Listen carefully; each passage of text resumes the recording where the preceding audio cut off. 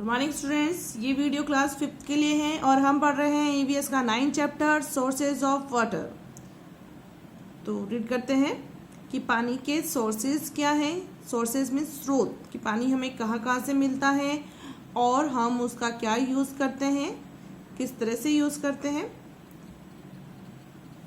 तो स्टार्ट करते हैं। In class 4th you learn the usages of water. आपने क्लास 4th में पानी के उपयोग के बारे में सीखा।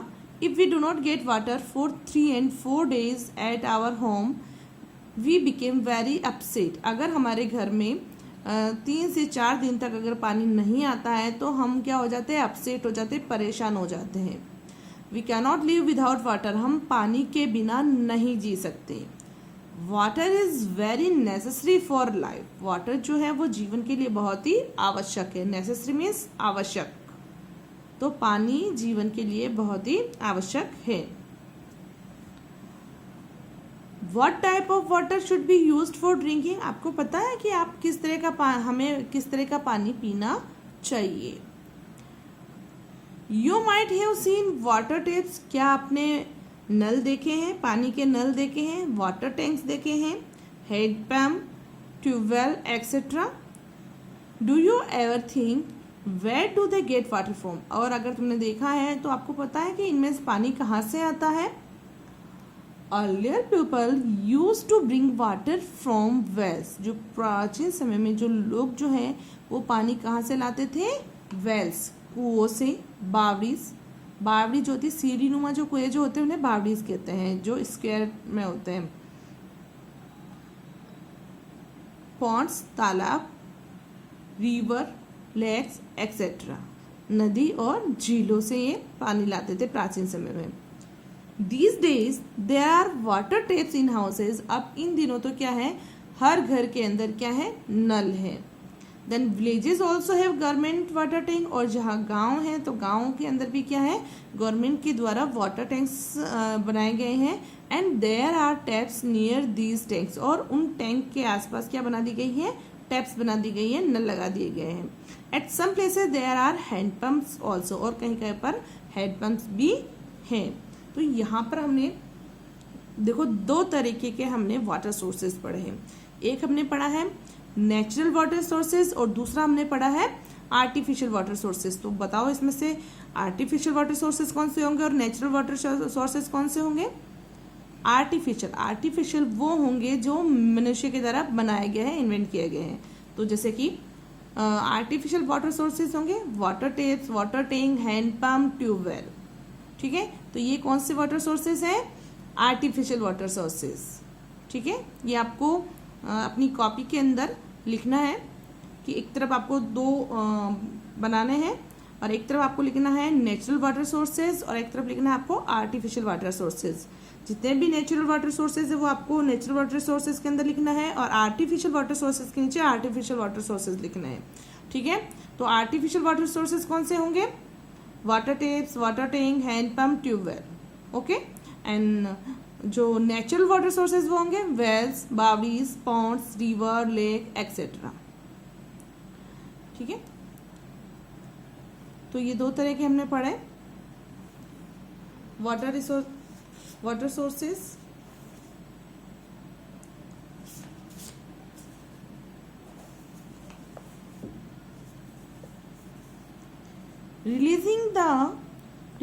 Realising the importance of water in Rajasthan. पानी की महत्वता को समझते हुए राजस्थान के अंदर किंग्स एंड जनरल पब्लिक, राजा और आम जनता together developed very effective system for water collection. तो राजा और जो आम जनता जो थी, आम लोग जो हैं, उन्होंने मिलकर पानी के कलेक्शन के लिए, पानी को संग्रहित करने के लिए कुछ इफेक्टिव, प्रभावित जो है सिस्टम वहाँ पर अपनाया।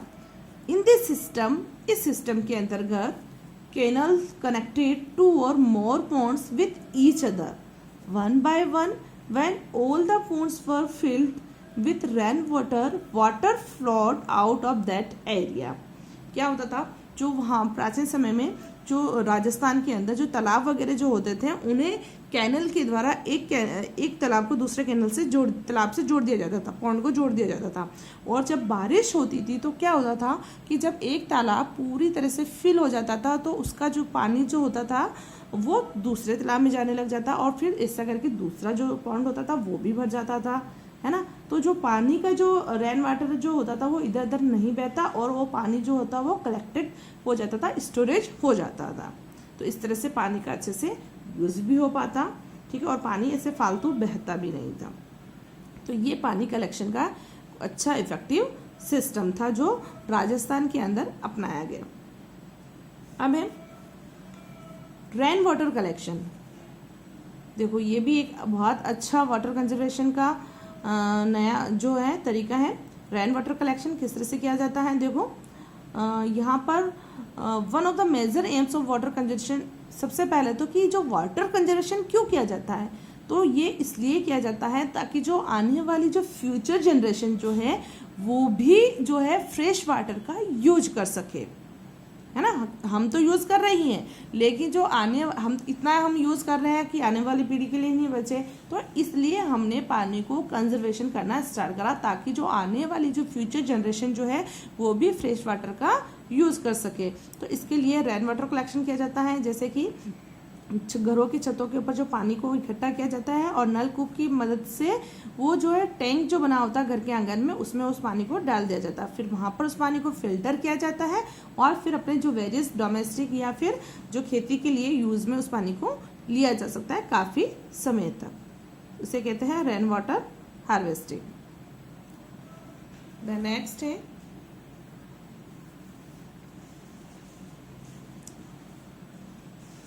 These days, water from lakes and ponds is filtered and supplied in houses through pipelines. इन दिनों जो पानी जो है वो झीलों से, तालाबों से जो है घरों में सप्लाई किया जाता है। तो पानी सेम एज इट इज़ पानी को सप्लाई नहीं किया जाता है तालाब से या झीलों से या नदियों से, उस पानी को पहले फिल्टर किया जाता है और फिर घरों में सप्लाई किया जाता है ताकि उस पानी को पी सकते हैं, उसको हम हमारे डेली यूज़ में ले सकते हैं। You might have seen several ways of purifying drinking water. आपने भी बहुत तरीके देखे होंगे पानी को साफ करते हुए, पानी जो पीने का जो पानी है उसे साफ करने के तरीके बहुत सारे देखे होंगे। फॉर एग्जाम्पल जैसे कि टू स्ट्रेन विथ क्लॉथ, जैसे कि कपड़े से छानना, to boil and being filtered या फिर गर्म कर फिर उसे फिल्टर करना, and filtered through purifying machine also, और इसके अलावा जो मशीन के द्वारा भी जो है पानी को शुद्ध किया जाता है, प्योरीफाई किया जाता है, जैसे आरओ वगैरह लगाकर। We can avoid many disease by drinking pure and clean water. अगर हम साफ पानी पीते हैं, शुद्ध पानी पीते हैं, तो हम बहुत सारी बीमारियों से बच सकते हैं, ठीक है। देखो यहाँ पर एक पिक्चर दी हुई है, मेथड्स ऑफ प्योरीफाइंग वाटर। पानी को साफ करने के अलग अलग विधि दी हुई है, तरीके बताए गए हैं, जैसे कि बॉइलिंग कर केमिकल डालकर, जैसे फिटकरी वगैरह डालकर पानी को साफ किया जाता है ना। मल्टी स्टेज रॉ फिल्ट्रेशन, या फिर जो आरओ की मदद से, है ना, आरओ की मदद से, मशीन की मदद से भी पानी को साफ किया जा सकता है। ओके, आज का हमारा टॉपिक यहीं तक रहेगा। होमवर्क बता रही हूँ। अब जो होमवर्क मैं आप लोगों को बताती हूँ वो होमवर्क आपको CW में भी करना है, ठीक है। तो आप अपनी दोनों कॉपीज़ के अंदर ये जो मैं वर्क दे रही हूँ आपको CW में भी करना है और होमवर्क कॉपी में भी करना है। तो ये बात हमेशा ध्यान रखना कि जितना भी मैं आपको वर्क देती हूँ उसे एक बार CW में भी करना है और एक बार आपको होमवर्क में भी करना है, ठीक है। It is clear. तो एक्सरसाइज स्टार्ट करते हैं। Question number first, wells, baoris and dash are the sources of drinking water. तो आएगा hand pump. Well, baoris and hand pump are the sources of drinking water. फिर है जैसे कि कुएं और बावड़ी और हैंडपम्प क्या है, पीने के पानी के स्रोत है। Second, water in houses comes from water taps and handpump. पानी घरों में कहाँ से आता है? वाटर टैप की मदद, वाटर टैप से और हैंड पंप से। Then third, a well is round cylindrical and a baori is square. जो कुआं जो होता है वो कैसा होता है? गोल होता है, और जबकि बावड़ी जो होती है वो कैसी होती है? स्क्वायर होती है। ठीक है, स्क्वायर होती है इसे। Water is clean purified by straining, boiling and machine. पानी जो है उसको साफ किया जाता है किससे? छानकर, उबालकर और मशीन के द्वारा। ठीक है, तो ये आपके फिलअप थे। आज का आपका यही आपका होमवर्क है और यही आपका CW है। इसे आप होमवर्क में भी करेंगे और CW में भी करेंगे। Thank you. नोट कर लो इसको।